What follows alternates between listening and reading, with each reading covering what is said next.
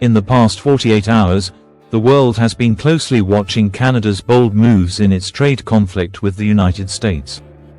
With tensions rising, Canada is engaging in a high-stakes tariff war, using brinkmanship to try to secure a favorable outcome. The central question being posed globally is whether this tough approach, exemplified by Canada's actions, is more effective than the quieter, diplomatic tactics used by Mexico. Does staying under the radar, hoping to avoid Donald Trump's ire, actually work? Canada, now led by incoming Prime Minister Mark Carney, former governor of both the Bank of England and the Bank of Canada, is pushing back against US tariffs. Alongside him, Ontario Premier Doug Ford, whose province supplies much of the electricity needed by the US, is taking a tough stance. For instance, after Trump imposed a 25% tariff on steel and aluminum, Ford retaliated by imposing a 25% tax on electricity exports to states like New York, Michigan, and Minnesota. In response, Trump threatened to double his tariffs on aluminum and steel.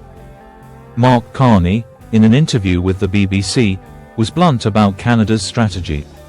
When asked if the UK's strategy of staying quiet would prevent Trump from targeting him, Carney responded cynically, "Good luck with that." This reflects Canada's current position. They are no longer willing to be passive or silent.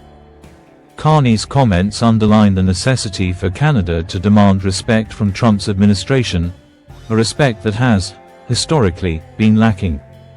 For example, Trump frequently refers to Canadian Prime Minister Justin Trudeau as Governor Trudeau, and even mockingly labels Canada the 51st state, a treatment he does not extend to Mexico.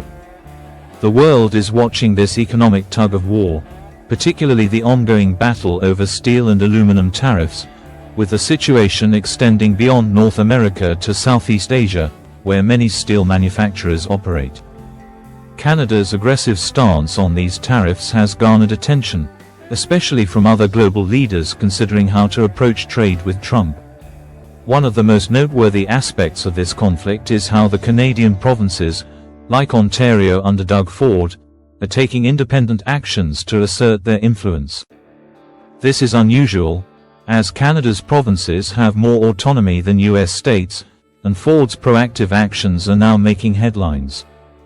The crux of the matter is the two distinct models emerging: Canada's combative approach and Mexico's more passive, behind-the-scenes diplomacy.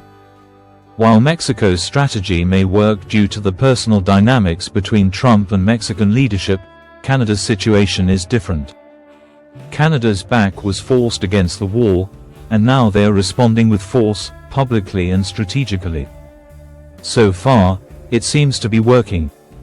Donald Trump's administration is showing signs of backing down, with US trade representatives and commerce secretaries scheduled to meet with Canadian officials in Ontario. This shift could mark a positive turning point in the negotiations. The larger takeaway, however, is that Canada's struggle is a lesson in the importance of global trade relationships. The US depends on Canada for key resources, including steel, rare earth minerals, and electricity, vital components in the American economy. While Trump may boast of American strength, the reality is that both Canada and Mexico are crucial to the US economic engine. That's why the North American Free Trade Agreement, NAFTA, or its new version, USMCA, is likely to be a central focus again in the coming months.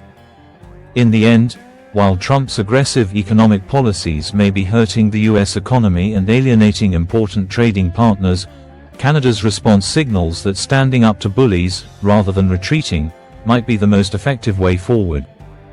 As global leaders watch closely, Canada is showing the world that in the fight for economic respect, sometimes you have to be loud to be heard.